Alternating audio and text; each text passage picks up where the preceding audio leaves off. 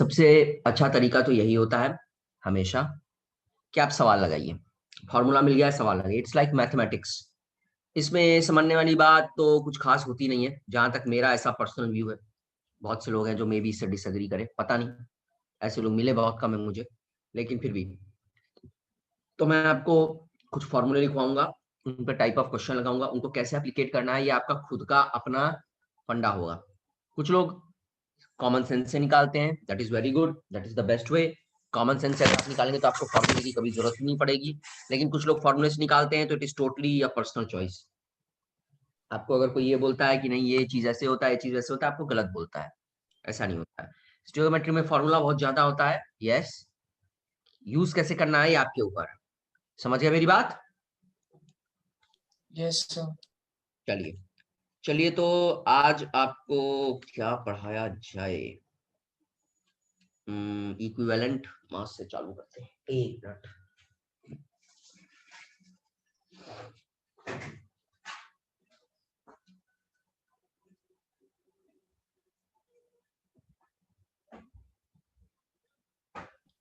Sir हाँ sir थोड़ा recording permission दे दीजिए ना। ठीक है, एक मिनट।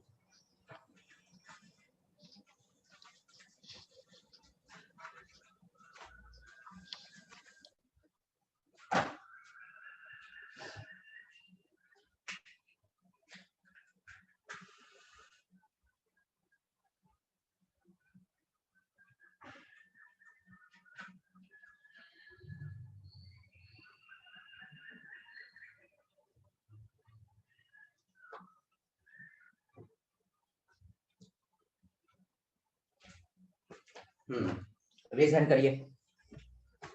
सर किए हैं सर। ये हो,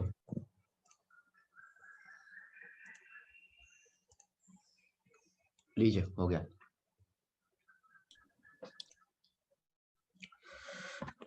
इक्विवेलेंट वेट से चालू करते हैं आज, that will be better. Net थोड़ा खराब आ रहा है तो एडजस्ट करिए, nothing we can do about it.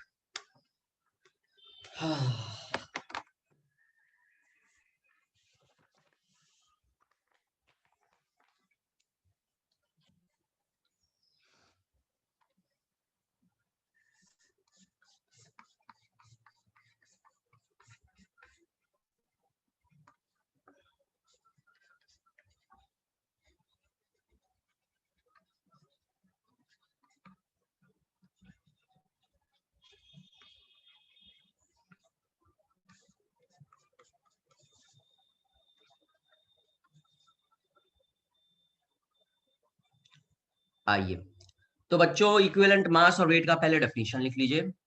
मुझे दिखाना हो तो मैं बोलूंगा इक्विवेलेंट मास या वेट ऑफ एन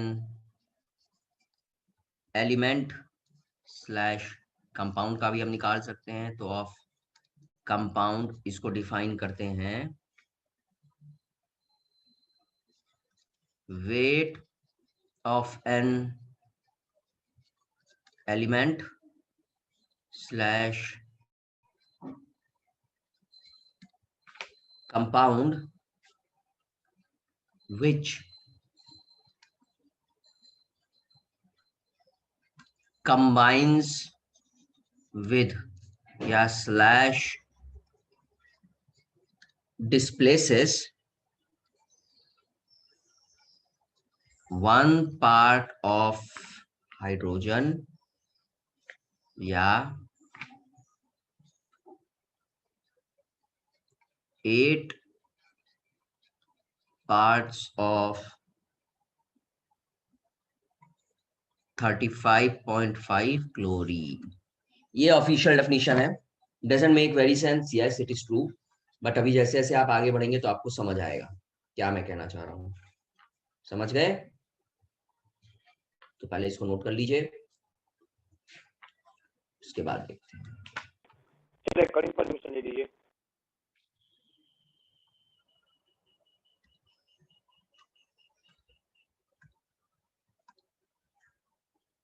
तो यहां से अगर मुझे इसमें लिखना हो तो मैं लिखूंगा equivalent weight is equal to, किसी का भी इक्विवेलेंट वेट होता है atomic mass of element divided by valency, और ये होता है एलिमेंट के लिए। इक्विवेलेंट वेट किसी भी कंपाउंड के लिए होगा। हाँ, the molecular weight by total ionic charge. Yes, molecular mass of ionic compound divided by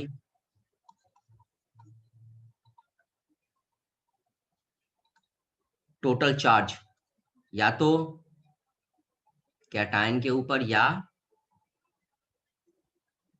anion के ऊपर।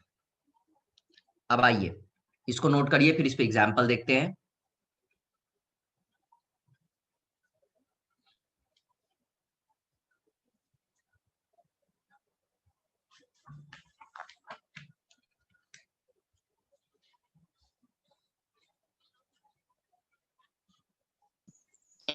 एक बार ये बताएंगे इक्विवेलेंट कंपाउंड में आपने क्या लिखा है? Molar mass of ionic compound divided by total charge either on cation और एनायन। सर थोड़ा सा ऊपर करेंगे।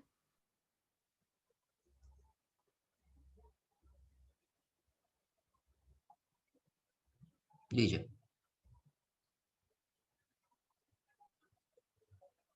अब मैं आपको एक करके दिखाऊंगा, बाकी आप मुझे करके देंगे। लिखिए। तो बच्चों, इक्विवेलेंट वेट निकालना एक सब स्टेप है एनटीएससी के क्वेश्चंस में। डायरेक्ट क्वेश्चन तो नहीं पूछता है, बट आपको जो क्वेश्चन पूछा रहेगा उसमें आपको निकालना पड़ेगा इक्विवेलेंट वेट, तब आप आगे प्रोसीड कर पाएंगे। तो इट इज लाइक अ सब स्टेप, आपको आना चाहिए निकालने। आइए देखते हैं कंपाउंड के बारे में। पहले कंपाउंड का ही ज्यादा पूछता है, कंपाउंड ही देखेंगे। Number 1 NaCl। आप NaCl का कैसे निकालेंगे? मोलर मास पहले NaCl का निकालिए। सोडियम का होता है 23 प्लस क्लोरीन का होता है 35.5, और इन दोनों के ऊपर चार्ज क्या होता है? Na का ले लीजिए या Cl का ले लीजिए, एक होता है। तो it will be a total of 58.5। समझ गए? अगर मान लीजिए मैं आपको निकालता हूं BaCl2 का, एक और बता देता हूं। तो बैरियम का होता है एटॉमिक मास 137 प्लस क्लोरीन यानी 35.5 multiplied by 2 divided by Ba होता है बच्चों +2, और Cl2 है तो टोटल चार्ज Cl पे 1 है, लेकिन 2 Cl है तो होगा -2। तो दोनों को हम लेते हैं, दोनों का वैल्यू, समझे?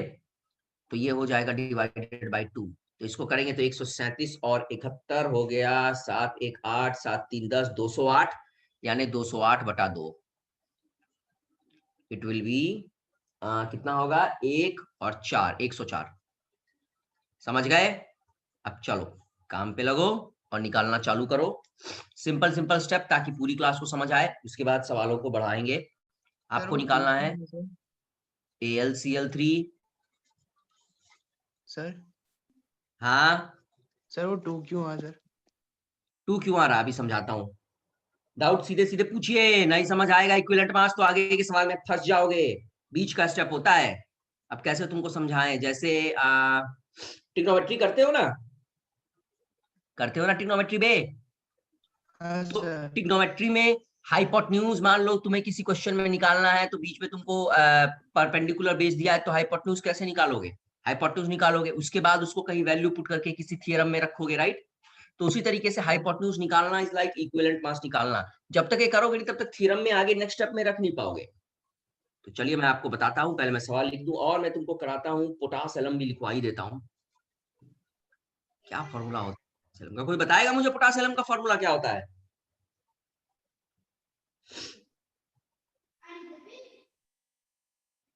एनीवन? सर उसमें एल्यूमिनियम से होता है, ये पता सर। अबे पोटाश एलम का फॉर्मूला क्या होता है? किसी को नहीं याद है? इतने बार तो बताया है, गधे कहीं के। पोटेशियम सल्फेट,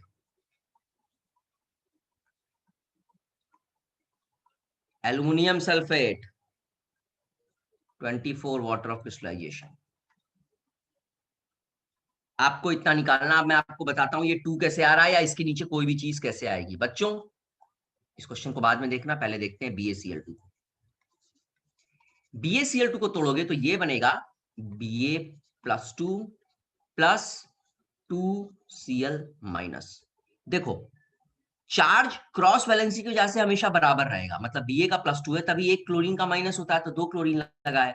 तो यानी तुमको करना क्या है कि इसका एटॉमिक मास लिखो, इसका एटॉमिक मास लिखो और टोटल चार्ज का मतलब चार नहीं, या तो पॉजिटिव वाला या तो निगेटिव वाला। अगर पॉजिटिव वाला लेते तो डायरेक्ट +2 तुमको मिल जाएगा, तो डिवाइड कर दोगे +2 से। अगर निगेटिव वाला लेते तो Cl-1 होता है, लेकिन कितने Cl है, 2 Cl है, तो -1 × 2 = -2, यानी माइनस तो लेना नहीं है हमको, मॉड में लेते हैं तो 2 ले लो। तो प्लस या माइनस दोनों में से किसी एक का चार्ज से इसको डिवाइड कर देंगे तो आपको निकल जाएगा इक्विवेलेंट वेट। समझ आया कैसे आया है? Yes sir. समझ आ गया? थोड़ा सर। एक और एक बार और सर, बस ब्रीफ थोड़ा। फिर से ब्रीफ करते हैं, जो किए हैं उसी को करेंगे, नए सवाल बर्बाद हो जाएंगे। NaCl, यार NaCl कैसे बनता है? Na एक +1 होता है, Cl एक -1 होता है। मोलर मास का फॉर्मूला कहता है आप सोडियम का एटॉमिक मास लिखिए, उसमें क्लोरीन का एटॉमिक मास लिखिए, दोनों को ऐड कर दीजिए और इनको डिवाइड करिए इनका इंडिविजुअल चार्ज प्लस या माइनस का। अब यानी देखो ये हो गया कैटायन, ये हो गया एनायन, इस पे चार्ज है +1, इस पे चार्ज है -1। टोटल चार्ज का मतलब दोनों को ऐड नहीं करते, या तो प्लस वाला चार्ज लो नहीं तो माइनस वाला चार्ज, तो दोनों कहीं ना कहीं बराबर ही होंगे तभी कंपाउंड बनेगा ना यार। अरे दोनों बराबर होगा तभी तो कंपाउंड बनेगा ना। तो हाँ तुम सर। इन दोनों में चार्ज की वैल्यू ले लो और उससे डिवाइड कर दो, you will get the answer. इसी तरह जैसे मैंने तुमको बताया BaCl2 में, तो BaCl2 में क्या था, Ba तुम्हारा अकेले +2 था, लेकिन यहाँ पे Cl- और Cl- 2 लगे हैं तभी इस +2 को बैलेंस कर पाएंगे। तो या तो तुम इसमें Ba का एटॉमिक मास और क्लोरीन का एटॉमिक मास ले लो, ठीक है, क्लोरीन 2 है तो इसका × 2 हो जाएगा, जितने क्लोरीन के एटम्स होते हैं ये ले लो, या तो तुम डायरेक्ट +2 से डिवाइड कर दो, प्लस वाला अगर ले रहे हो, अगर माइनस वाला ले रहे हो तो माइनस वाला अकेला -1 है, लेकिन दो मिला के कितना हो जाएगा -2, 2 क्लोरीन है ना, तो उसके नंबर से डिवाइड कर दो, you will get the answer. समझे? कुछ बेटर हुआ सर चलिए सॉल्व करना चालू करिए। बच्चों स्टीरियोकेमिस्ट्री का लॉजिक यही है, आपको करना पड़ेगा सवाल, समझाने वाला बस यही खत्म हो जाता है। मैथ्स है ये, मैथ्स, इसको केमिस्ट्री भूल के समझने की भूल मत करो, ये मैथ्स है। आइए अब चालू करिए, AlCl3, Al2O3, BaCl2 और ये सब तो मैं सॉल्व नहीं करूंगा, कुछ कर दूंगा मैं आपको। 17:34 हो रहा, 3 मिनट का वक्त देता हूं, सॉल्व करिए, भेजिए आंसर।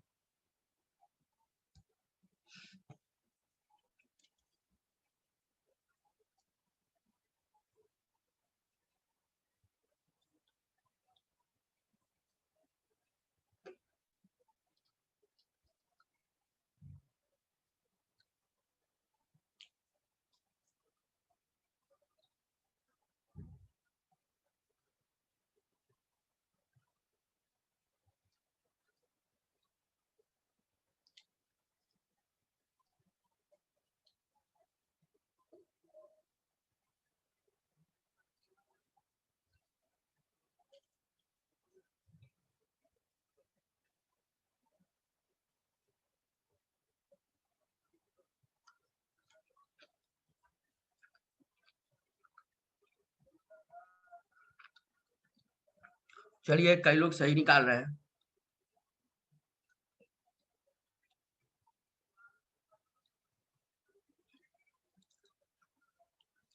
चलो यार एक करके बता ही देते हैं, बाकी लोग नहीं निकाल पा रहे हैं। सर देखो तो बताइए। AlCl3 है, एक AlC, अरे जो कर रहा है सब लोग मैं वही बता रहा हूँ, बढ़िया बढ़िया क्वेश्चन नहीं बता रहा हूँ, सिंपल वाले बता रहा हूँ। AlCl3 है, AlCl3 कैसे बनता है, एल्युमिनियम अकेले कितना होता है +3, इसको बैलेंस करने के लिए तुम्हें कितने माइनस वाले चाहिए, 3 चाहिए, यानी 3 क्लोरीन आता है, लेकिन क्लोरीन पे कितना होता है माइनस, तो 3 क्लोरीन पे टोटल चार्ज कितना लेके आएगा क्लोरीन, -3 का लाएगा, +3 हो गया, तभी तो क्रॉस वैलेंसी से AlCl3 बनेगा। अब तुम्हें क्या करना है, फॉर्मूले के हिसाब से इनका एटॉमिक मास लिखो।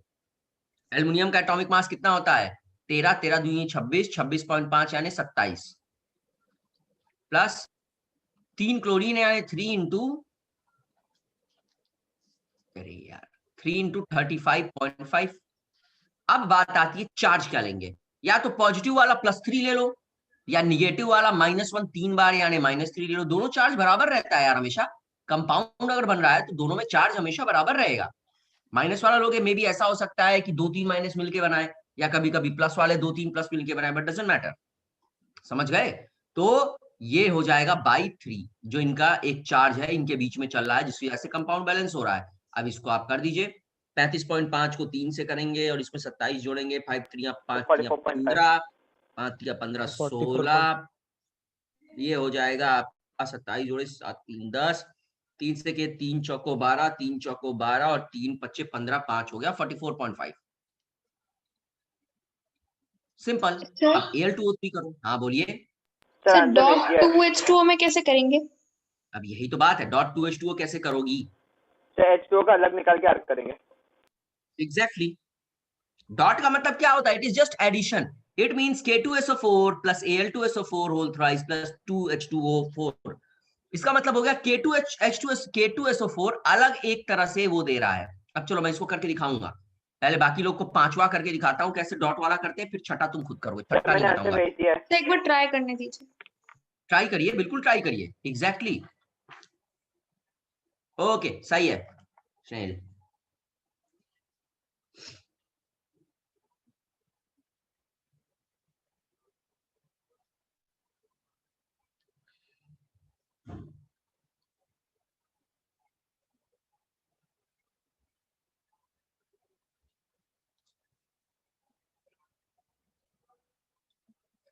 ट्राई नहीं करेंगे तो नहीं होगा मामला। ये थोड़ा मैथ्स है, मैथ्स पढ़ रहे हो अभी, केमिस्ट्री नहीं। ये जूम करके चलो, अपने आप थोड़ा पर्सपेक्टिव चेंज करो, पढ़ाई का सवाल निकलेगा।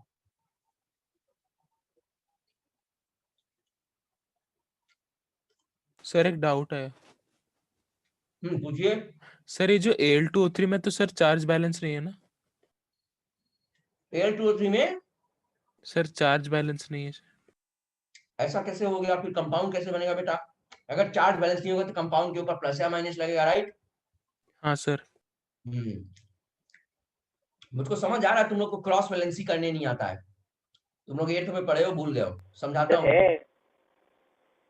तो बैलेंस है सर। सर मेरा सही है कि नहीं?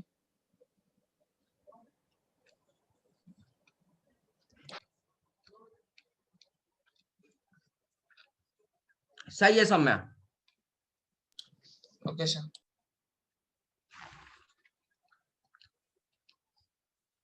कई लोग सही कर रहे हैं, वो जिनको थोड़ा सा बैलेंसिंग में दिक्कत आ रही है, सुनिए।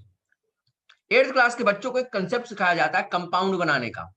फॉर एग्जाम्पल हाइड्रोजन +1 होता है और सल्फेट होता है -2। अब मुझे हाइड्रोजन आयन और सल्फेट आयन में बनाना है कंपाउंड। मैं कैसे बनाऊंगा? इसका चार्ज लूंगा, इसका चार्ज लूंगा, दोनों का साइन हटा दूंगा, इसके चार्ज को इससे मल्टीप्लाई करूंगा, इसके चार्ज को इससे मल्टीप्लाई करूंगा। H को 2 से मल्टीप्लाई किए हो गया H2, SO4 को 1 से किए हो गया SO4। लो बन गया कंपाउंड। समझा नहीं समझे? मान लो मुझे बनाना AlCl3 यानी एल्युमिनियम और क्लोरीन में बनाना है, तो एल्युमिनियम +3 होता है, Cl- होता है। कंपाउंड स्टेबल है कि नहीं है, we don't give a shit about that. 8वीं क्लास के बच्चों को हम स्टेबिलिटी की बात नहीं करते हैं, समझे? तो अगर मुझे कंपाउंड बनाना है तो मैं कैसे बनाऊंगा? इसका +3 इससे मल्टीप्लाई कर दूंगा, इसका -1 इससे मल्टीप्लाई कर दूंगा, ये हो जाएगा Al और 3Cl AlCl3। कंपाउंड 100% बैलेंस्ड है। आपको समझ नहीं आ रहा है? देखिए Al+3 अकेले लेके आता है, Cl अकेले -1 लेके आता है, लेकिन 3Cl होगा तो कितना माइनस लेके आएगा? 3 - 1, बैलेंस हो गया। हाँ सर। No charge. ये बच्चों होता है क्रॉस वैलेंसी। तो क्रॉस वैलेंसी से आप करेंगे तो यार मुझे एक बात बताओ, तुम तो टोटल चार्ज ले रहे हो ना? ले रहे हो या नहीं ले रहे हो बताओ?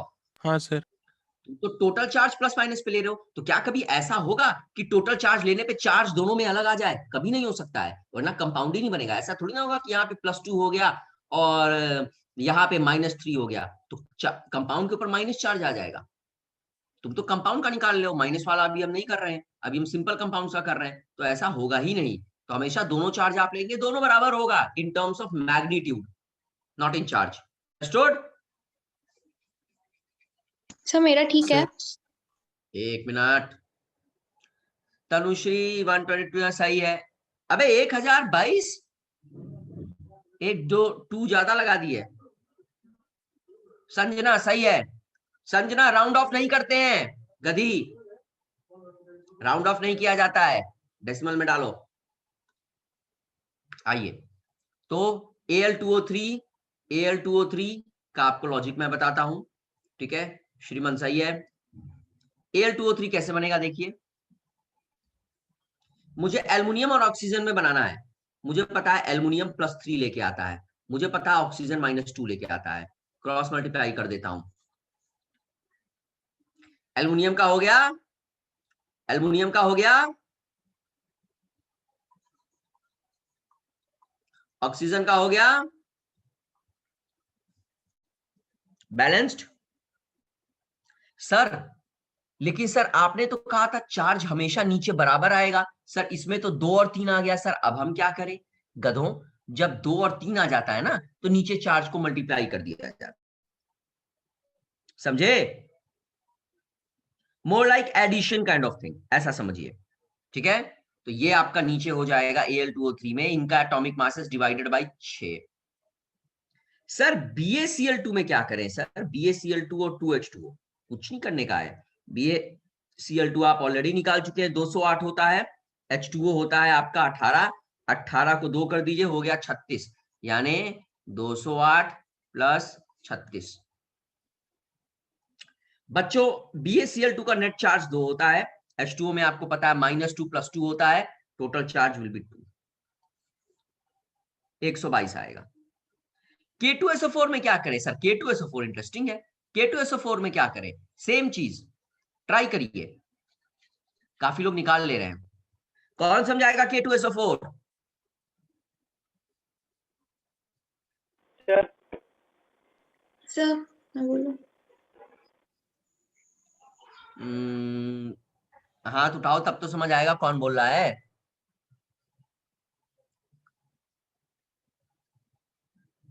चलो सौम्या बताओ।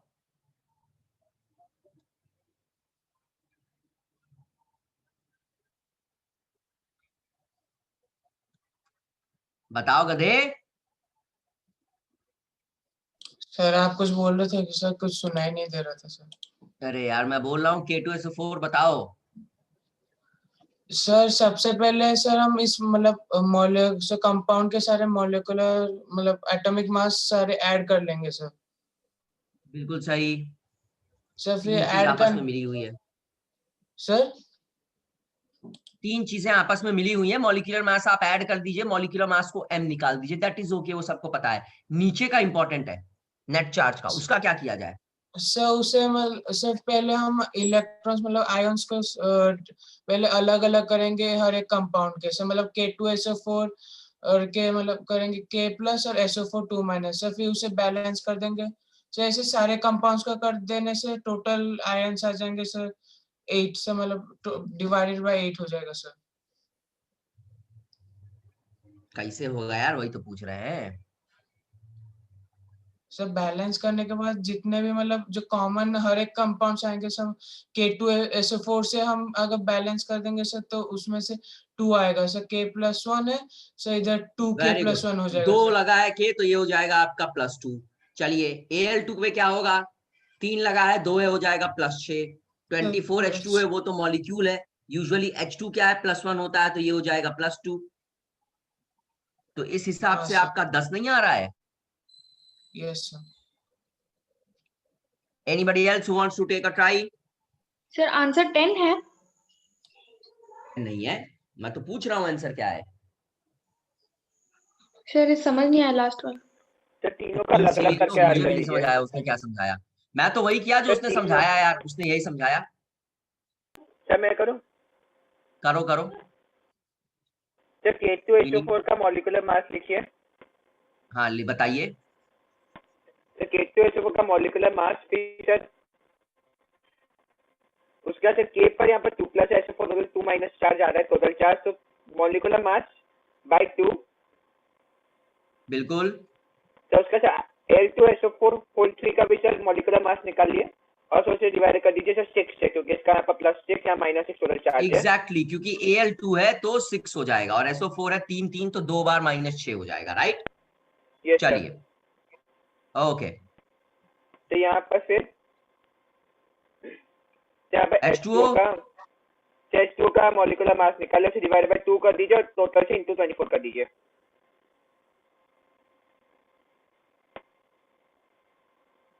टोटल करने पे आंसर क्या आ रहा है? सर यहाँ पर इंटू 24 भी होगा सर H2O में शायद। बिल्कुल। हाँ तो फिर इन सब पार कर दीजिए और आंसर क्या आ रहा है? 360 ग्राम। कितना? 360 360। 360। Okay, this is one answer. Anybody else who wants to take a try? Try करो बच्चों, ट्रायल से ये चैप्टर में समझने वाला अगर कुछ होता तो मैं समझा देता। ट्रायल है, ट्रायल एंड एरर। जितनी गलतियां करोगे उतनी बार वो गलतियां रिपीट नहीं करोगे।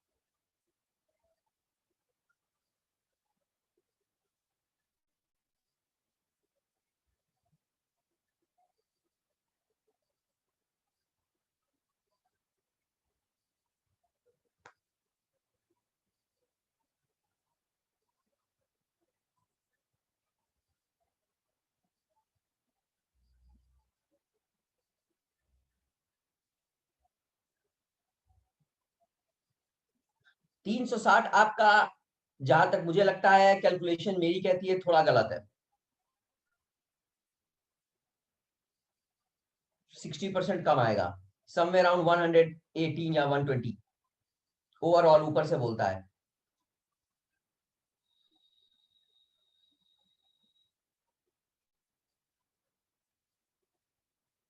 मॉलिक्यूलर वेट आपने कितना निकाला है? सर 360 आ रहा है। नीचे क्या आएगा? सबसे बड़ा सवाल तो यही है, नीचे क्या आएगा?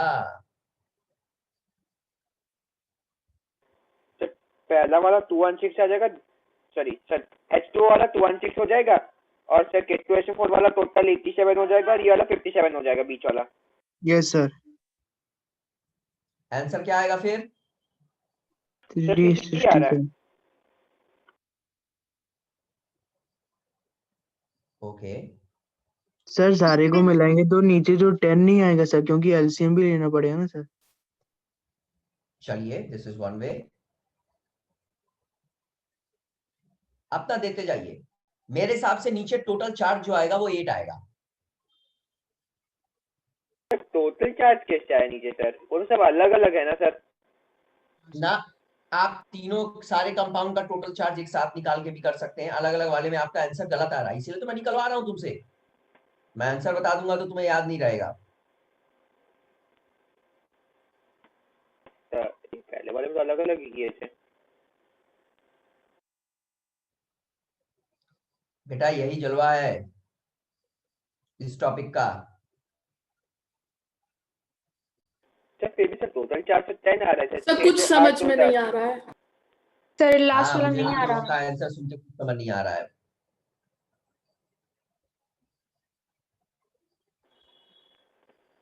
सर यहाँ पर 24 है, इससे चार्ज भी 24 नहीं हो जाएगा क्या शायद? क्या हो गया? नहीं सर, कुछ नहीं।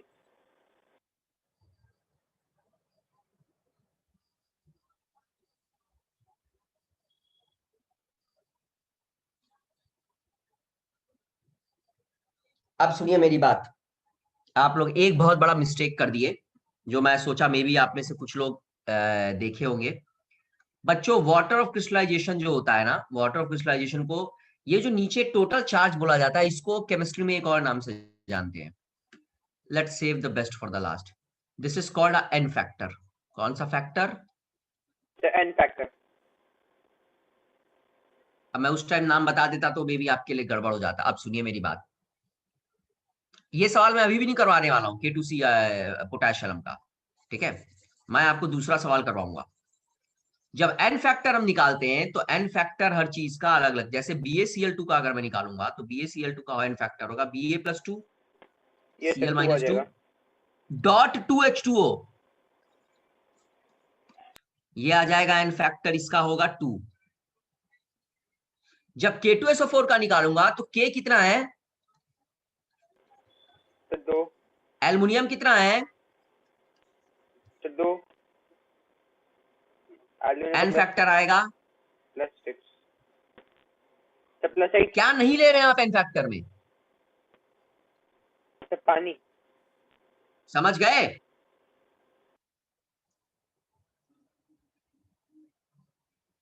समझ गए? Molecular, yes sir, molecular weight में से टोटल लेंगे।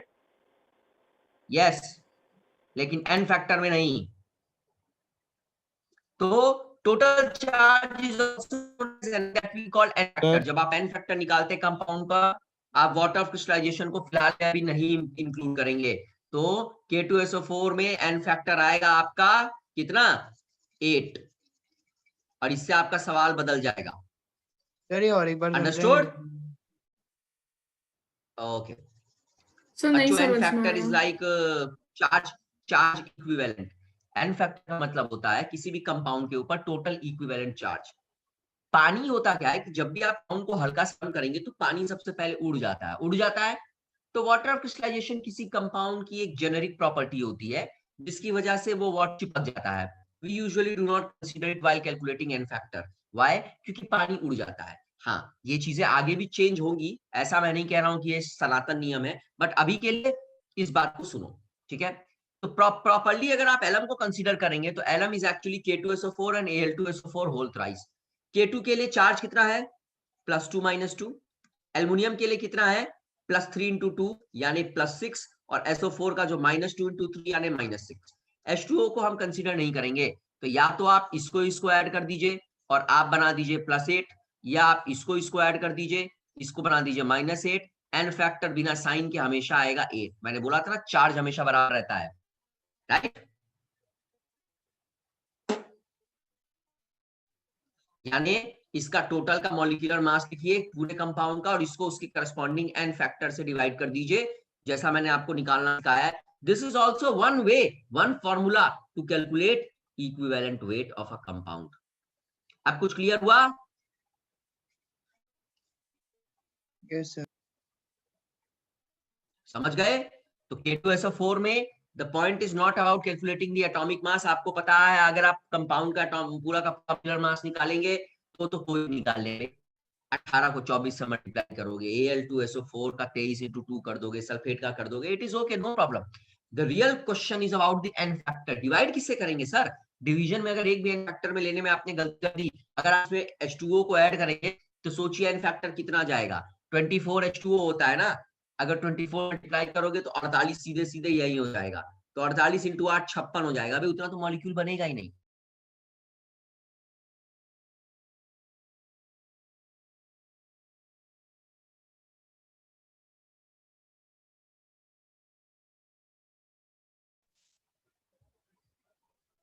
अरे यार, डिस्कनेक्ट हो गया क्या मैं?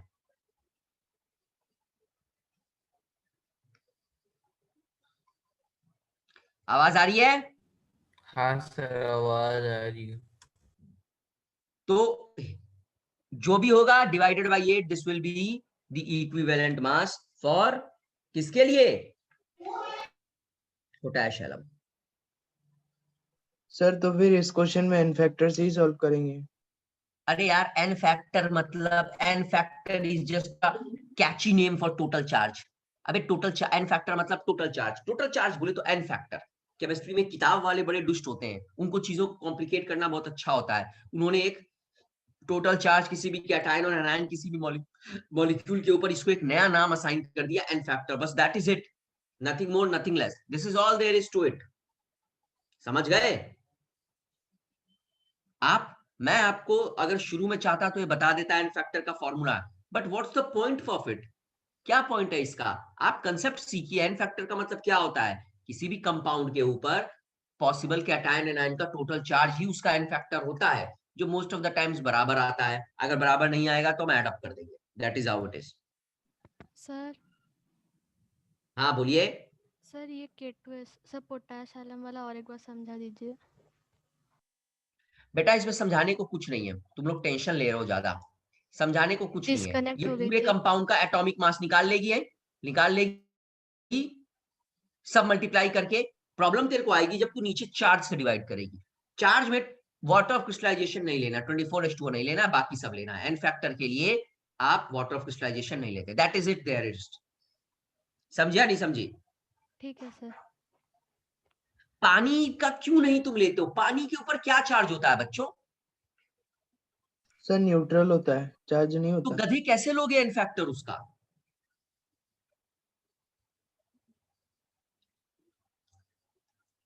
K2SO4, K2SO4, Al2SO4, these are something like that have been made. पानी by default it is there, neutral होता है। आप नहीं लेते एन फैक्टर, निकालते हो। अभी सीखोगे आगे, टेंशन मत लो, सीखोगे। समझ आया है क्या करना है? सर हाँ सर K2SO4 का समझ में आ गया कैसे वो इलेक्ट्रॉन निकाला है। सर Al2SO4 का बता दीजिए एक बार। चलो, मुझे सर एल्युमिनियम से दे दीजिए सर, और कट गया। सल्फेट आयन से एक कंपाउंड बनाना है, ठीक है? मुझे एल्युमिनियम से और सल्फेट आयन से एक कंपाउंड बनाना है। तो मैंने क्या किया, मुझे वैलेंसी तो बराबर रखनी पड़ेगी। अब यार चर्जुआ बराबर नहीं होगा तो कंपाउंड न्यूट्रल कैसे होगा? आयन हो जाएगा ना वो तो, कंपाउंडेड आयन SO4-2 की तरह। तो मैंने किया क्या, इसका ये पकड़ा, इसका ये पकड़ा, इसको इससे मल्टीप्लाई किया, इसको इससे मल्टीप्लाई किया, Al को मल्टीप्लाई किया तो हो गया Al2, SO4 को मल्टीप्लाई किया 3 से तो हो गया SO4 whole thrice. This is what we call cross valency. समझ आया गधी? हाँ सर अब आया। देखो अभी तो तुम लोग 8वीं क्लास पढ़े कहाँ हो, घूस दे के पास हुए हो क्या? यार Al, अब Al पे चार्ज लगाओ। एल्युमिनियम होता है +3, लेकिन 2 एल्युमिनियम है तो टोटल चार्ज कितना होगा? +6। अच्छा SO4 कितना है? -2 होता है। कितने SO4 है? 3 है, यानी -3 × 2 -6। देखो अभी भी कंपाउंड न्यूट्रल है या नहीं है? है ना? हाँ सर है। हो गया ना? समझी? जी सर, जी सर। मॉलिक्यूलर मास टोटल निकालिए। चार्ज एन फैक्टर या टोटल चार्ज के लिए आपको देखना पड़ेगा, और वो ऐसे नहीं समझ आएगा। अभी एक आइडिया ले लो, आगे चलोगे वक्त के साथ, जैसे जैसे सवाल करोगे सीखोगे। बच्चों मैं तुम्हें हमेशा समझाता हूं, patience is the key. Sir अगर कोई बात तुमको बता रहे हो और तुमको एक बार में समझ नहीं आ रहा, इसका मतलब कुछ बहुत बड़ा बात बता रहे होंगे, तभी तो नहीं समझ आ रहा है ना। बकवास करते दिन भर उल्टा सीधा टॉपिक पढ़ाते तो एक बार में समझ लेते हो ना। अगर नहीं समझ पा रहे हो तो मुश्किल होगा, तभी तो नहीं समझ पा रहे हो ना। तो ऐसे कौन से वे शास्त्र में और किस चीज में ऐसा लिखा हुआ है कि तुम्हें जो पढ़ाया जाए तुम एक बार में समझ जाओ? ऐसा नहीं होता है। This is not real life, that is unicorn life, where the skies are made up of cotton candy and rivers that are flowing with chocolate with rainbow everywhere. Life ऐसी नहीं है। चलिए, तो आपको इक्विवेलेंट मास का एक basic idea मिल गया। अब मैं आपको बताना चाहता हूं इक्विवेलेंट मास को फर्दर कंटिन्यू। हाँ बोलो स्नेहिल। सर रिकॉर्डिंग परमिशन दोबारा दे दीजिए, कट गया था। नेट बहुत खराब चल रहा है, अभी बता दूं सबको मैं, मेरा नेट बहुत सर खराब हम चल रहा सबका है। भी यही हाल है में सर। अबे तो आज दिवाली है ना, सब लोग दिवाली पे स्ट्रीम कर रहा होगा। आज क्लास रखने का, आज सही बताऊं तो आज क्लास पढ़ाने का मेरा भी बहुत ज्यादा मूड नहीं है, क्योंकि मेरा पूरा घर अभी गंदा पड़ा हुआ है। मैं सुबह से घर की सफाई कर रहा हूँ, मेरे पूरे घर में जाला उल्टा सीधा सब कुछ पड़ा हुआ है। और जब तक छोटे वाले सर नहीं आएंगे, मकड़ी का जाला वही साफ करते हैं। भाई मुझे तो बड़ी एलर्जी है मकड़ियों से, मुझे डर भी लगता है। I am arachnophobic. कुछ नहीं पर होता। आज तो दिवाली नहीं है। सर दिवाली तो 14 को अबे है कल ना, आज कहाँ धनतेरस से? है गधी, धनतेरस है कल। 13 तारीख को है सर। धनतेरस कल है। हाँ सर तो कल है ना, तो आपने बोला आज। हे भगवान, कैसे बच्चे हो तुम लोग यार। देश का सारा ट्रेडिशन बेच के खा जाओगे पिज्जा। परसों है। मुझे पता है तेरा परसों है, धनतेरस कल 13 धनतेरस। तारीख का है सर। धनतेरस है कल, है या नहीं है कल बताओ। 12 तारीख। कल 12 धनतेरस तारीख है, 13 कल तारीख को है, धनतेरस कल है या 12 नहीं है? है। है। हाँ सर, कल से है। धनतेरस में क्या करते हो? धनतेरस में क्या सोना करते हैं? खरीदते हैं क्या करते हैं? सर, गोल्ड गोल्ड खरीदते हैं। सोना। तुम्हारे पिताजी रईस हैं, तुम गोल्ड खरीदती हो, हम गरीब लोग चांदी का सिक्का खरीदते हैं। सर एयू नहीं खरीदते? क्या? सर एयू नहीं खरीदते?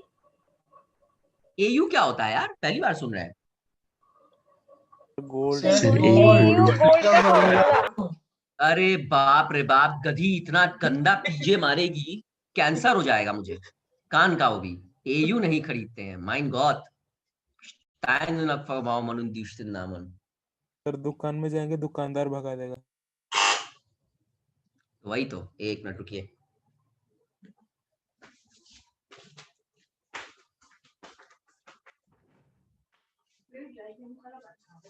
अच्छा, तो मैं थोड़ा वो राशन का सामान लेके आती हूँ, मैं सब्जी और पूजा करा देती ओके। पूजा का सामान आ गया, हूँ। हाँ, वेरी गुड, आती हूँ। ठीक है। वो कंबल में सिंहासन मिल जाती है। ठीक।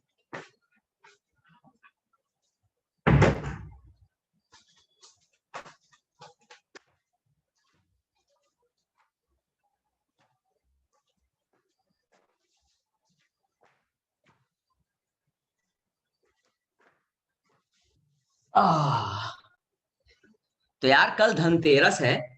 देखो, मैं कभी भी त्योहारों के मामलों में मैं बड़ा पैसिव टाइप का आदमी हूँ। मेरे को त्योहार और वैसे भी ज्यादा पसंद नहीं है, लेकिन मैं दो त्योहार बहुत अच्छे से मनाता हूँ। एक होली, दूसरा दिवाली। समझा नहीं समझे?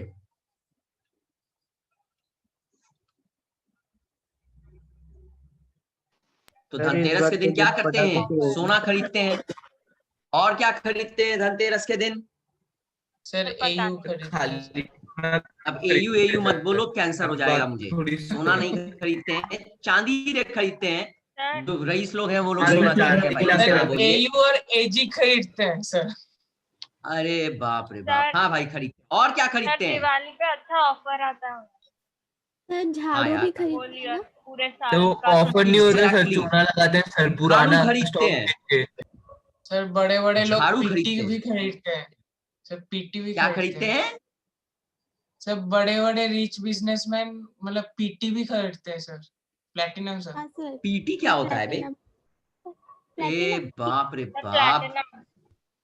तुम लोगों से लग रहा है मैं 2 मिनट और बात करूंगा ना, ये लोग करेंगे केमिस्ट्री क्या भूल सर? जाऊंगा। एलिमेंट खरीद के लोग करेंगे क्या? भगवान जाने। सर कोई देखो, कोई सर घर में तो झाड़ू भी खरीदते हैं सर। खरीदते हैं। एग्जैक्टली बच्चों, धनतेरस के दिन ऐसा माना जाता है। मैं देखो, मैं तुम जानते हो मैं आई एम एन एथिस्ट, मैं मानता नहीं हूँ। लेकिन कुछ कुछ चीजें ऐसी होती हैं जो इंसान मानता नहीं है, बट वो उसको एंजॉय करता है। क्यों? क्योंकि सबको इसके आगे एंजॉय करता है। मेरी नानी जी जो हुआ करती थी, गॉड रेस्ट हर सोल, रेकिस्का तलपाचे, तो मेरी नानी जी ने मुझे बड़ा ज्ञान दिया, ठीक है। और उन्होंने, मैं अपने घर में ज्यादा लोगों की बात मानता नहीं था, लेकिन मेरी नानी जी मेरे से कभी भी कुछ भी बोलती थी तो मैं उनका बात जरूर मानता था, समझे, without any question and anything. तो उन्होंने मुझे ये बोला कि बेटा सुनो, धनतेरस के दिन तुम चाहे उनको पता था कि हम ज्यादा भगवान भगवान वाला नहीं करते, पूजा पाठ नहीं करते, तो उन्होंने मुझे कहा देखो, कई बार इंसान को ऐसी चीजें करनी पड़ती है ना, कि जो चीजें जो होती हैं, he doesn't do it for himself, he does it for other people, that is how it is। तो उन्होंने कहा कि धनतेरस के दिन पे अगर तुम ऐसा खरीदोगे तो लक्ष्मी आती है। झाड़ू खरीदते हैं ताकि गंदगी बाहर जाए, लक्ष्मी घर में प्रवेश करती है साफ जगहों पे। सोना और चांदी खरीदते हैं for some very weird reason which I kind of forgot अभी। दिया या खरीदा जाता है, और मोस्ट इंपॉर्टेंटली घर साफ किया जाता है। तो धनतेरस के पहले आपको हर हाल में घर साफ कर देना है, वरना it brings bad luck for whole year. और साथ में एक लक्ष्मी और गणेश का कंबाइंड वो खरीदते हैं, मूर्ति। आप लोग क्या नहीं होता होगा मे बी। सर जो यूपी के हैं उनके यहाँ होता है। जो यूपी वाले हैं उनके यहाँ होता है लक्ष्मी और गणेश का। इट मीन्स जी पैसा सर। And Shubh luck. तो यूपी वाली निशिदा है, कानपुर वाली हमारे एरिया से, तो उसको पता होगा। बाकी में भी आपके यहाँ हाँ किया सर, ना अच्छे जाए से। वो अलग बात है। तो वो खरीदा जाता है। तो आज एक्चुअली में घर करना है साफ। मेरा पूरा घर अस्त व्यस्त पड़ा हुआ है, इसीलिए मैं आपसे बोल रहा था। आज मैं क्लास के बहुत मूड में नहीं था, बट चूंकि लग गई तो मैंने सोचा कर देते हैं। अभी मैं लिटरली फिल्थ में बैठा हुआ हूँ, समझे या नहीं समझे? मेरे चारों तरफ गंदगी है और मैं बैठ के पढ़ा रहा हूँ। सर एक साथ सारा निकालते हैं तो सर बड़ा अजीब लगता है सर, टाइम भर भर के काम तो करना है ना यार। सर मतलब आप क्रिएटिव हैं। क्या हो गया? सर आप क्रिएटिव है सर। सर आपका रूम हाँ, हम अगर क्रिएट गंदा है मतलब आप क्रिएटिव है। नहीं समझ आया, क्या बोला? क्रिएटिव है? हाँ सर, सर मतलब वो होता है सर जो मतलब जिनका रूम थोड़ा गंदा ज्यादा हो जाता है, गंदा होता है, वो ज्यादा क्रिएटिव होता है सर। नहीं, ये बात मैं एग्री करता हूँ। जिनका रूम गंदा होता है, it is just a slang, ताकि गंदा लोग अपना इज्जत बचा सके साफ सुथरे लोगों के सामने। रूम तो बेटा सबका गंदा होता नहीं है, सर, साफ ऐसा होता कुछ है। नहीं है सर। हम्म सर आपके एज में तो हम भी कौन बचने वाले हैं। क्या हो गया? सर आपके एज में आने से हम भी थोड़ी ना बचने वाले, हमको भी अपना काम करना पड़ेगा। बिल्कुल। तुम्हें क्या लगता है मैं बचपन से था क्या? नहीं, मैं कॉलेज के बाद असल में मुझे ऐसा लगता है या मुझे पता है, I am a patient of OCD. OCD मतलब मैंने बताया भी आप लोग को, ऑब्सेसिव कंपल्सिव डिसऑर्डर। मुझे चीजें साफ चाहिए, मुझे चीजें अरेंज चाहिए। सिस्टमैटिक। अगर वो होती नहीं है तो मुझे अंदर से बड़ी इरिटेशन होती है और बहुत अनकंफर्टेबल फील होता है। इसीलिए मैं अपना रूम एकदम अटमोस्ट क्लीननेस के साथ रखता हूँ। मतलब ऐसा भी नहीं है कि मेरे रूम में गंदगी हो जाए तो मैं एकदम नई गंदगी के तुरंत साफ करना नींद से उठ के, नहीं, ये भी नहीं है, बट साफ रखते हैं। और कुछ ये बोल दीजिए, एथिस्ट होने के बाद भी मेरे माँ बाप तो खैर पूजा पाठ करते हैं, मेरे खानदान में सब करते हैं मुझे छोड़ के। मेरा भाई भी थोड़ा बहुत करता है, बहुत ज्यादा नहीं बट थोड़ा बहुत करता है, ठीक है, मुझसे ज्यादा ही करता है ऑफकोर्स। मैं नहीं करता हूँ, लेकिन दिवाली के टाइम पे मैं अपने रूल्स को चेंज कर देता हूँ। फिर इस टाइम पे देखो अभी मेरे दिया भी आ गया है, वो सब भी आ गया, तो जलाते हैं। Not because I believe in it, why? Because it gives some sort of shanti and goodness, something different you do for one day. और पटाखे तो मस्ट है भाई, बिना पटाखे के तो दिवाली नहीं है मेरी। हम तो 10,000 15,000 का पटाखा फोड़ते हैं, फिक्स है दिवाली में। सर इस बार तो कुछ नहीं। सर इस बार तो नहीं है ना। इस बार नहीं हो पाएगा ना सर। गोरखपुर होते तो जरूर फोड़ते, यहाँ पे तो नहीं फोड़ पाएंगे ऑफ कोर्स। गोरखपुर हमारा शहर है। तुम्हें क्या लगता है मिर्जापुर के किंग सिर्फ मुन्ना त्रिपाठी है? गोरखपुर के किंग प्रियेश पांडे हैं। छोटे पटाखे जाते मिले, तो जरूर फोड़ते। बड़ा कुछ नहीं मिला। हाँ क्या हो गया? सर 8 बजे तक शॉर्ट्स फोड़ते होंगे। बस छोटे पटाखे मिले हैं सर, ये अनार चक्री, बाकी बड़ा कुछ नहीं मिल रहा।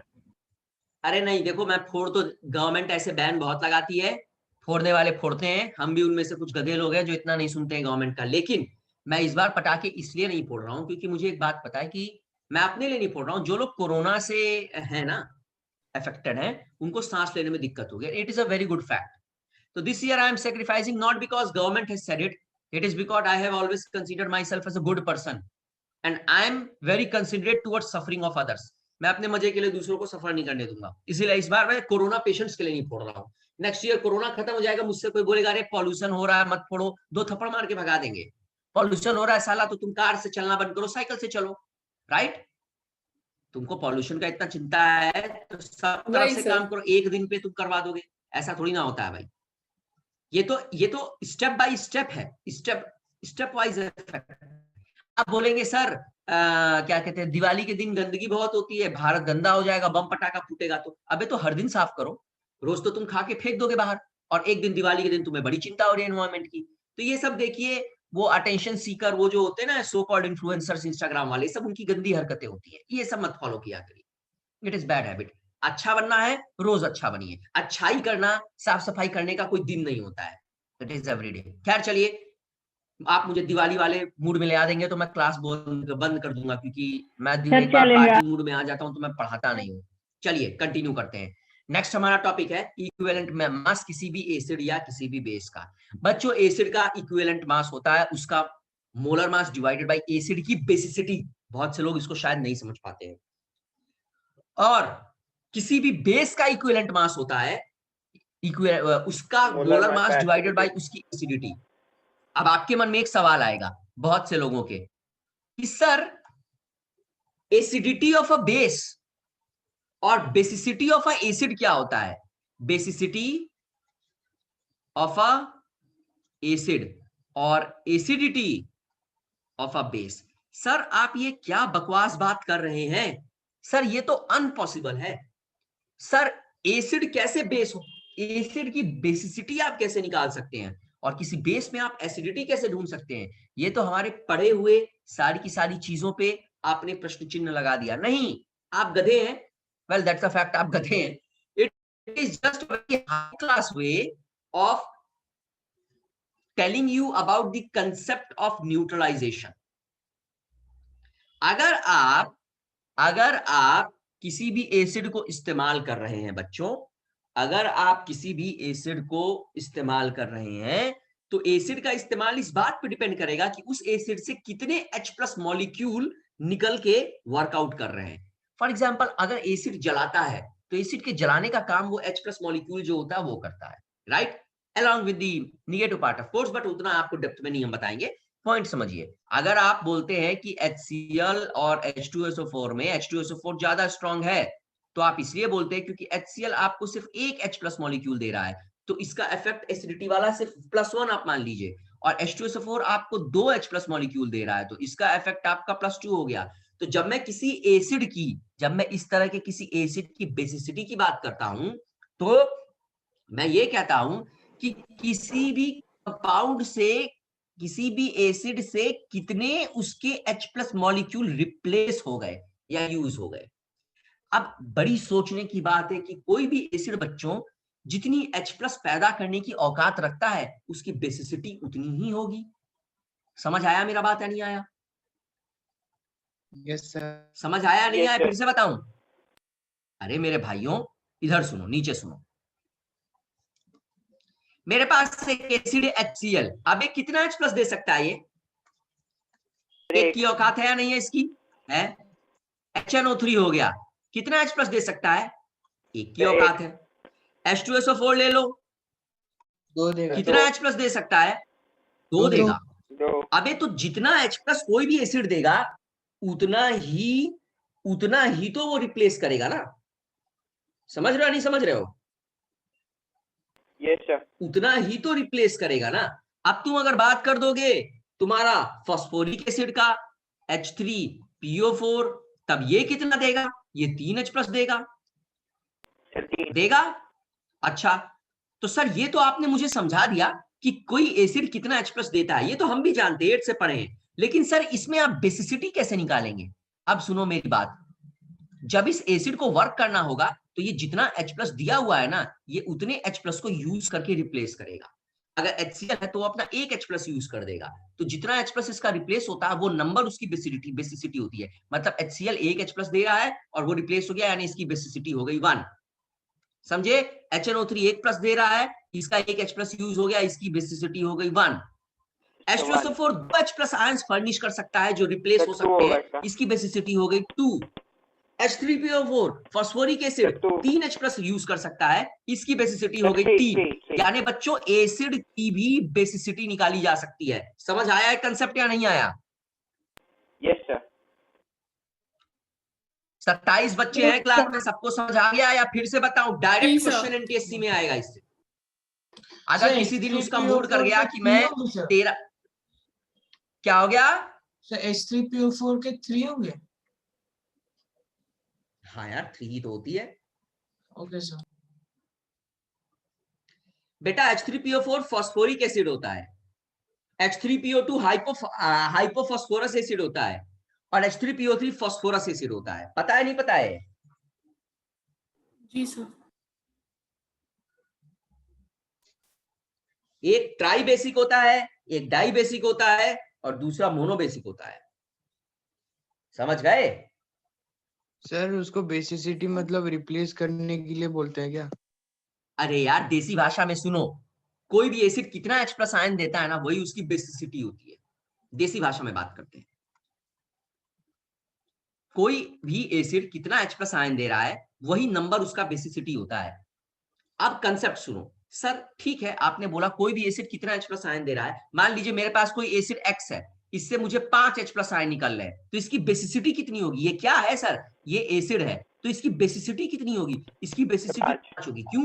क्योंकि सर आपने बोला जितना H+ आयन देता है उतनी बेसिसिटी होती है। अब मेरा सवाल ये है सर आपसे कि सर ये आपने बताया, हमने सुन लिया, इसका कंसेप्ट क्या है? बच्चों कंसेप्ट ये है कि अगर किसी एसिड को वर्क करना है तो वो certain amount of H+ ion देगा, फिर वो H+ आयन चाहे जाके OH- से रिएक्ट करके पानी बना ले या किसी सॉल्ट से रिएक्ट करके कंपाउंड बना ले, we don't give a shit about that.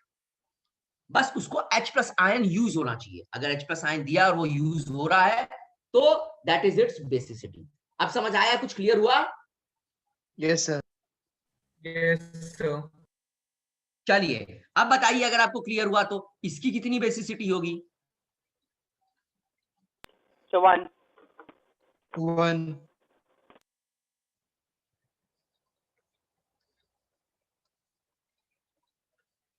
समझ गए? Yes sir. Yes sir. भैया सीधा क्वेश्चन देगा। अगर कभी एनटीएससी ऐसा करता है कि 13 में से मान लो 5 क्वेश्चन 6 क्वेश्चन बहुत जुझारू दे दिया, जड़ीले दे दिया, तो बोलेगा यार लाओ बच्चों को थोड़ा खुश किया जाए, सस्ता क्वेश्चन दे दिया जाए। तो उसका सस्ता क्वेश्चन का ये लॉजिक होता है, बेसिसिटी पूछ लेगा तुमको कोई कंपाउंड का देके। समझा नहीं समझे? चलिए Yes sir. अच्छा, एक और इसमें क्वेश्चन बनता है जो कई बार पूछा गया है, लाइए मैं आपको करवा देता हूं। पहले मैं आपको बेसिसिटी ऑफ अ एसिड बता दिया, आप एसिडिटी ऑफ अ बेस बता देता हूं। आपको समझ आ रहा होगा, it is technically exactly the opposite thing. समझा नहीं समझे? Yes sir. जो आपने सर उसमें पढ़ा उसका OH एग्जैक्टली होगा। अपोजिट। बिल्कुल सही, उसमें OH होगा। देखिए अब पहले डेफिनेशन देख लीजिए। एसिडिटी ऑफ बेस का मतलब होता है number of OH groups replace from N acid by one molecule of a base. ठीक है, तो कोई भी आप क्या कहते हैं, एसिड से जिसको आप बोलते हैं एसिड से OH- ग्रुप अगर रिप्लेस हो जा रहे हैं किसका? बेस का, तो दैट इज नॉट एसिडिटी। अच्छा, डेफिनेशन थोड़ा जुझारू हो सकता है या अंग्रेजी थोड़ी गड़बड़ हो सकती है, डजंट मैटर। आइए देसी भाषा में बात करते हैं।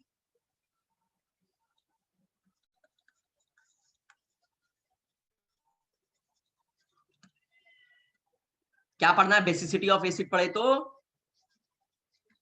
एसिडिटी फॉर बेसिस का। कोई भी रैंडम बेस ले लीजिए,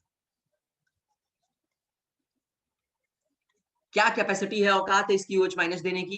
1 तो इसकी एसिडिटी कितनी हो जाएगी? 1। क्योंकि ये एक OH- बाद में जाके अगर H से कन्वर्ट हो गया तो पानी बना लेगा। समझ गए? अच्छा, इसका 2. 2 3 3 लिख दिया ना, 2 2 होगा। 2 होगा सर, 2 होगा सर. सर 2 हाँ होगा। 2 होगा, माय बैड। 2 इसका सर OH- सर यहाँ पर 2 बाहर आएगा. 3 सर 3। सर यहाँ पर OH- 2 लिखे सर, खाली OH- होगा ना? क्या हो गया? सर यहाँ पर OH- 2 कैसे होगा सर? माइनस होगा, 2 पीछे लगेगा. ओ सही बोल रहा है, माय बैड। सर यहाँ पर 3 भी.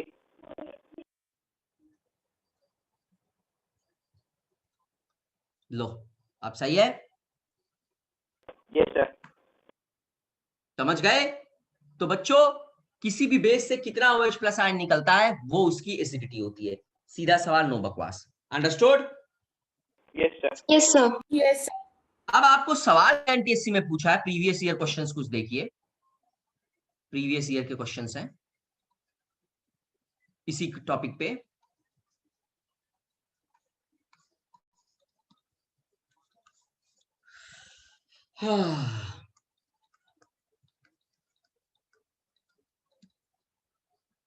इसको हम क्या बोलते हैं? कौन सा acid? Sir phosphorus acid. Very good, नाम नोट करिएगा। फास्फोरस के बारे में अभी आप ज्यादा पढ़े नहीं है। फास्फोरस के आपने अभी वो भी नहीं देखे हैं, क्या बोलते हैं उसको, अरे यार वो क्या होता है कार्बन वाला, एलोट्रोप्स, नहीं देखा है, इसीलिए। No sir. P double bond O, sir इसका बेसिसिटी 2 होता है. H single O single O single H single H, ये होता है आपका 1 2 1 2 3 4 5। तो इसका बेसिसिटी 2 होगा सर। बिल्कुल। अब बच्चों सवाल ये होता है सर इससे कितने, आपको ऐसे हो सकता है फिगर दे दे, फिगर तो बहुत रेयरली देगा, बट आपको मान लीजिए और इसी से सिमिलर p हटा के वहां पे x कर देगा, बोलेगा बताइए कि कितना होता है, या लाइक दैट, या ये सिर्फ दे देगा। आपसे पूछेगा इसका बेसिसिटी कितना है, या आपसे एसिड है ना फास्फोरस एसिड, तो पूछेगा सर बेसिसिटी 2 कितना है। सर 2 अब बच्चों आपको एक बड़ी इंटरेस्टिंग बात इसमें पता होनी चाहिए। आपको नजर आ रहा है कि सर इसमें मेरे पास देखा जाए अगर कायदे से लॉजिकली, तो मेरे पास सर 3 H अवेलेबल है, तो मैं इन तीनों H को तोड़ के इसमें 3 H प्लस निकाल सकता हूं। नहीं बच्चों, ये सरासर गलत है, ऐसा नहीं होता है। और इसके पीछे कारण क्या है, साइंटिफिक कारण, वो सुन लीजिए बच्चों। फॉस्फोरस और H का बॉन्ड ज्यादा स्ट्रांग है, समझ गए? पीएच बॉन्ड जो होता है वो ज्यादा स्ट्रांग होता है rather than a P and OH bond. Yes sir. OH और P का जो बॉन्ड होता है, ये बेसिकली OH लिखा है मैंने, यहाँ H यहाँ पे लगा दिया है, बेसिकली OH है, पता है ना, नहीं पता है?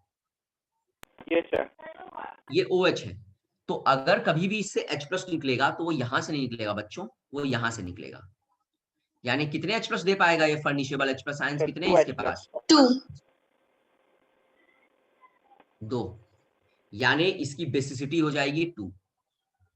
और इसका रीजन है बच्चों, देखो कोई भी चीज टूटती है based on the difference of electronegativity, ठीक है? फास्फोरस हाइड्रोजन के बीच में इलेक्ट्रोनिगेटिविटी डिफरेंस इधर है, इलेक्ट्रॉन पेयर का शिफ्टिंग अलग तरीके से होगा, rather than P and OH minus, जिसमें ऑक्सीजन डिस्पाइट बीइंग ज्यादा इलेक्ट्रोनिगेटिव, उसकी इलेक्ट्रोनिगेटिविटी जो है वो थोड़ी सी बढ़ सी गई है। क्यों? क्योंकि एक तरफ से H प्लस खींच रहा है, दूसरी तरफ से P खींच रहा है, इसीलिए ये तोड़ना ज्यादा आसान है कंपेयर टू फास्फोरस और हाइड्रोजन को। This is the reason behind, जिसको आप कहते हैं पीएच बॉन्ड की स्ट्रेंथ के पीछे। हालांकि मैं आपको रीजंस और केमिकल बॉन्डिंग पढ़ाने के मूड में नहीं हूं, तो मैं आपको इलेक्ट्रॉन क्लाउड और पेयर ये सब चीजों के बारे में नहीं अपडेट करूंगा। मेरा बड़ा सिंपल सा रूल है, और रूल ये है पीएच बॉन्ड ज्यादा स्ट्रांग है, OH कम है, तो जितना जो O के साथ इस तरह के फास्फोरस से जितने एसोसिएटेड एसिड है बच्चों, O के साथ जो H लगा है वही टूटता है, डायरेक्ट फास्फोरस से लगा हुआ H नहीं टूटता है। तो अगर ऐसी बात है तो बताइए मुझे इस स्ट्रक्चर में, सब लोग अपना आंसर लिख के भेजेगा, मैं 2 स्ट्रक्चर आपको बना के भेज रहा हूं। सेकंड है आपका H3PO2, नाम कोई नहीं लेगा, सब लोग आंसर में भेजेंगे, सब लोग आंसर में भेजेंगे, नाम कोई नहीं लेगा। मेटाफॉस्फोरस एसिड। यस।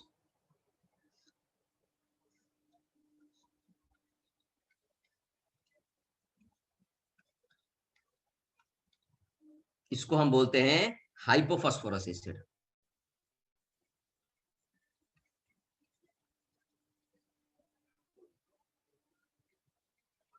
या मेटाफॉस्फोरस भी लोग बोलते हैं, हम तो हाइपो यूज करते हैं सिंगल के लिए, फॉस्फेनिक एसिड भी बोलते हैं ना? तीसरा है, हाँ क्या, कौन सा एसिड? सर फॉस्फेनिक। ये होता है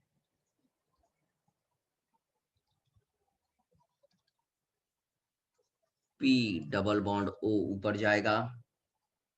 वक्त के साथ आप सीखेंगे इस ज्योमेट्री को हम बोलते हैं trigonal bi pyramidal, T B P trigonal, या सॉरी ट्राइगोनल बाई नहीं है, ट्राइगोनल पिरामिडल है। अब आंसर में मुझे बताइए ये तीनों के तीनों में आपके हिसाब से इनकी बेसिसिटी कितनी होनी चाहिए, इसकी और इसकी?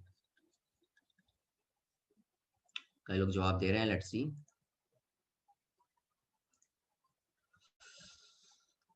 एक तीन स्नेहिल का सही है, तनुश्री का गलत है, निशिदा का सही है। सर ये हाइपो होगा सर, मेटा अलग जगह यूज होता है। सर वो सेकंड और थर्ड का ही दिया है। अच्छा सेकंड थर्ड ही मांगा है गति। तनुश्री सेकंड का नहीं, तनुश्री का गलत है। इशित का सही है, मनस्मिता का सही है, हितेश का सही है, संजना का भी सही है, अजितेश का, अजितेश गधे सिर्फ 3 लिख दिया है, 1 2 किसका 3 गधे? सेकंड का थर्ड बोल रहा है तो गलत है। सौचिंत 2 का 1, ओके सही है एक। तनीषा सही है, तनुश्री अब सही की है। सर मैंने वही लिखा था कि जो पहला क्वेश्चन है फर्स्ट है। अच्छा चलिए। Hello sir. श्रीवन का भी सही है। हाँ बोलो। सर यहाँ हाइपो लगेगा सर, मेटा और एक जगह यूज होता है। क्या हो जाएगा? सर ये हाइपोफॉस्फेरिक हो जाएगा सर, सेकंड वाला सर, मेटा और एक जगह यूज होता है। सर हाइपोफॉस्फोरिक हो जाएगा। नाम यार बड़ा सर ये कंफ्यूजन हाइपर देता है। Phosphorus phosphorus sir, sorry sir, hypophosphorous होगा सर, मैं मेटा सेकंड वाला ना? बोल दिया, मेटा नहीं होगा। हाँ sir, sir second sir Meta नहीं लगेगा उधर। एसिड भी होगा ना? हाँ तो वही तो मैंने भी लिखा है ना। सर असल में बच्चों होता क्या है, hypo hypo usually use for monovalency yes और सर, अस +1 के लिए सर। +1 के लिए। अब होता क्या है कि कई बार इसको अलग अलग किताबों में अलग अलग होता है, तो बच्चे अलग अलग बोलते हैं, तो यूजुअली वी डोंट नहीं सर, पे मच हीट। सर मैं मेटा बोल रहा था, मेटा नहीं होगा सर, मेटा और एक जगह यूज होता है। अच्छा ठीक है। तो बच्चों इसका यूज जो होता है ना, ये it is used as a decolouring agent sir for मेरा ठीक है प्लास्टिक्स सर। और ये ब्लीचिंग एजेंट है। हाँ सही है। सर मैंने पहले भेज चुका था सर। देख लिया हूँ सही है। फोपरिक एसिड लिखा है गधा कहीं का, फोपरिक एसिड। सर फॉस्फेनिक है।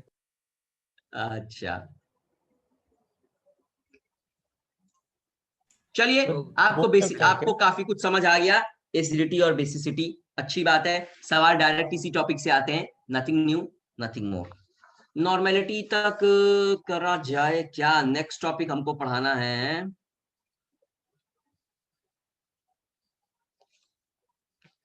Equivalent weight. ओके चलिए इक्विवेलेंट वेट पढ़ाएंगे।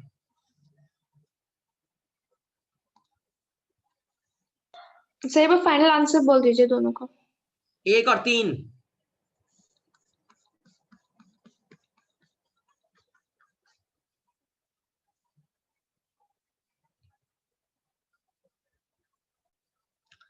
अब बच्चों मैं तुम्हें इक्विवेलेंट वेट निकालना सिखाता हूं, एसिड बेस आयन का। ठीक है, एसिड बेस आयन का सिखाऊंगा, कंपाउंड का बाद में सिखाऊंगा। अंडरस्टूड? तो एसिड बेस और आयन का सीख लीजिए, इक्विवेलेंट वेट निकालना। Number 1 acid slash base. Acid slash base के लिए फॉर्मूला होता है तो मोलर मास पर बेसिसिटी और molecular acidity. Weight of acid slash base divided by उसकी करस्पॉन्डिंग एसिडिटी या बेसिसिटी। अब थोड़ा उल्टा हो आपने गया ना, उल्टा लिखा था, एसिड की उल्टा हो गया एसिडिटी सर, नहीं होगी, बेस की एसिडिटी होगी और एसिड की एसिड की बेसिसिटी। बेसिसिटी हो गई। समझ गए? आइए आपको एग्जांपल करवाते हैं, बहुत simple. For example NaOH। NaOH का इक्विवेलेंट वेट कितना होगा? NaOH का एटॉमिक मास करो। सोडियम का 23, ऑक्सीजन का कितना होता है? 16, 19 और हाइड्रोजन 1, टोटल आ जाएगा 40 एटॉमिक मास पूरे का। अब NaOH और OH माइनस, अब ये बेस है, इसका एसिडिटी कितना है?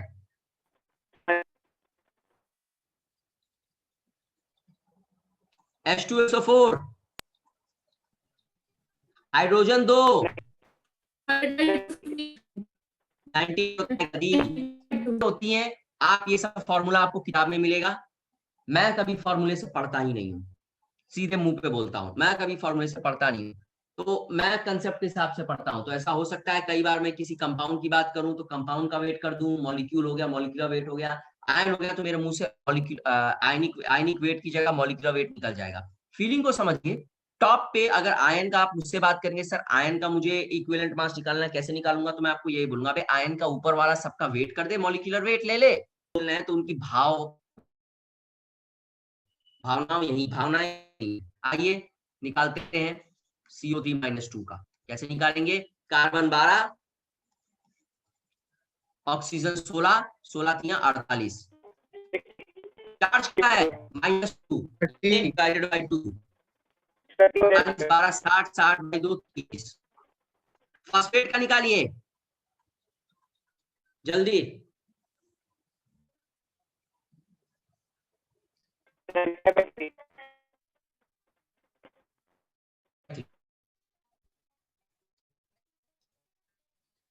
इसका निकालिए, इसको है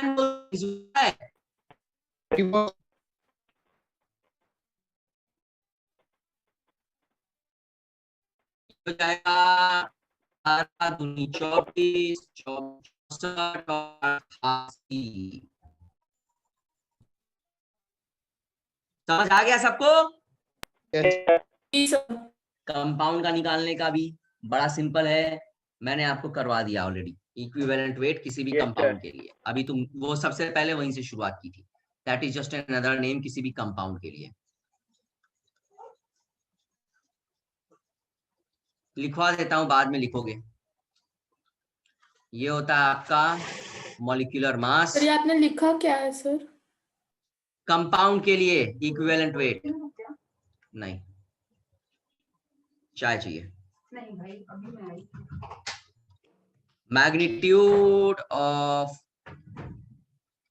सर ऊपर क्या लिखे हैं? Molecular mass, total charge on cation slash अनायन। अब इसी को एक और नाम से जाना जाता है, क्या बोलते हैं इसको? N factor. तो किताब को अगर रिफर करेंगे तो हल्ला मत मचाएगा, सर आपने एन फैक्टर नहीं पढ़ाया है। सारे एन फैक्टर तो सबके लिए अलग अलग होता है, एसिडिटी है, एग्जैक्टली, सबके लिए अलग अलग होता है। पॉइंट है, it is the real formula. आज की नई किताबों में एन फैक्टर देता है। आप हल्ला नहीं मचाएंगे कि सर आपने एन फैक्टर नहीं पढ़ाया। सर सब पढ़ाया है, सर ने नाम पढ़ा, बता ना बताया वो अलग हो गया। तो चलिए इसको रिप्रेजेंट किया जाता है, जिसका भी निकालना होता है, जैसे ENA2CO3। चलो निकालो इसका कितना होगा। 23, 3 दूना 6, 3 दूना 6 और CO3 का होता है 48। तो ये हो जाएगा मेरे ख्याल से 106 बटा, अभी Na+2CO3 -2, 2 डिवाइड कर दो, 53 हो जाएगा। 53 Al2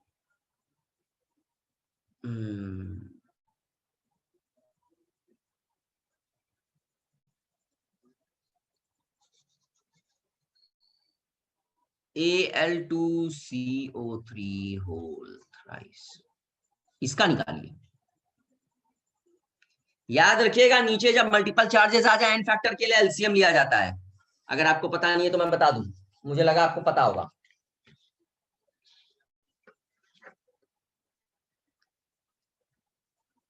जब चार्जेस सेम ना हो तो उस केस में एलसीएम लेते हैं। 2-3 का एलसीएम कितना आएगा? 4। क्यों सर 29 सर 29 तो 39 तो 39 होगा। 39 होगा गधे, हाँ सर कित गलत है। तो 39 होगा। 27 दूना 54, कार्बोनेट 12 और 48 कितना होता है? 12 48 60, यानी 180। 18 3 जा 54 540 और नहीं 540 नहीं, 18 3 जा होता है 54 और इधर हो गया ये, तो कितना आ जाएगा टोटल? सर 234। ये तो सबसे आसान बात है, डिवाइडेड बाय 6। ये सबसे आसान है, ये तो बच्चा भी कर देगा 8th क्लास का, उसको बताऊंगा। तो रियल चीज starts with right now, real चीज स्टार्ट्स नाउ। सर चार्जवा तो सेम नहीं लग रहा है। सर हाँ बे नहीं लग रहा है, चार्जवा कहाँ सेम है? चार्ज नहीं है। चार्ज देखो ना कैसे, मुझे एल्युमिनियम +3 और कार्बोनेट -2 में एक कंपाउंड बनाना है। लो कार्बोनेट का ये कंपाउंड तैयार, लेकिन सर चार्ज तो +3 और -2 हो गया। तो सर क्या किया जाए? दोनों तो सेम नहीं लग रहा है, इंडिविजुअल चार्जेस सेम है। अबे +3 2 बार है, -2 2 बार है। तुम चाहो तो टोटल चार्ज ले लो एन फैक्टर निकालने के लिए, नहीं तो तुम चाहो तो इंडिविजुअल चार्ज अगर ले रहे हो तो इंडिविजुअल चार्ज आ रहा है 3 और 2, तो उस केस में इसका एलसीएम ले लो। 3 2 का एलसीएम कितना आता है? 4 नहीं, 3 दूना 6 मिनिमम आता है ना 6, तो एलसीएम हो जाएगा 6। ऐसे डिवाइड कर लीजिए, आ जाएगा 6 3 18, 9 6 जा 54, 39। बुझला? Yes sir.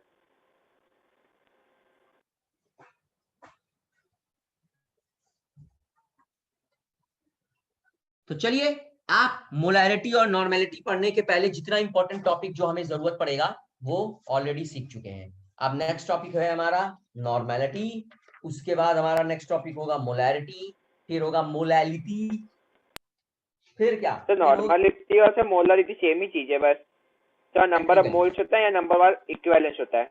यस, आप पढ़ लिए, अच्छी बात है। जो लोग नहीं पढ़े हैं, डोंट दिल छोटा मत करिए। आप जब तक पीएस सर की क्लास में नहीं आए तब तक आप जाहिल और गंवार है। जब इस क्लास से निकलेंगे तब तक आपको सब कुछ समझ आ जाएगा। This is the only rule here, the rule of the gods. चलिए, सर इसका पीडीएफ शेयर कर दीजिएगा। पीडीएफ शेयर कर दूंगा यार। पीडीएफ मैं रात को शेयर करूंगा, मुझे एक बार रिमाइंड कराना, अभी नहीं करूंगा। मुझे यार मेरा घर साफ जी करना है, सर। समझा नहीं समझे? जी सर। तो मैं जा रहा हूं अपना घर साफ करने, और इसी के साथ आज मैं क्लास भी खत्म करता हूं यहीं पे। Thank you sir. अबे अटेंडेंस दे दो, भागो मत बिना Thank you, अटेंडेंस sir. दिए। Thank you sir. रुक जाओ, अटेंडेंस दे दो। Thank you sir. चलिए, you are free to leave. Bye you, bye and Thank happy you, sir. Diwali. Same to you. Same to you sir. Same to you thank sir. You sir.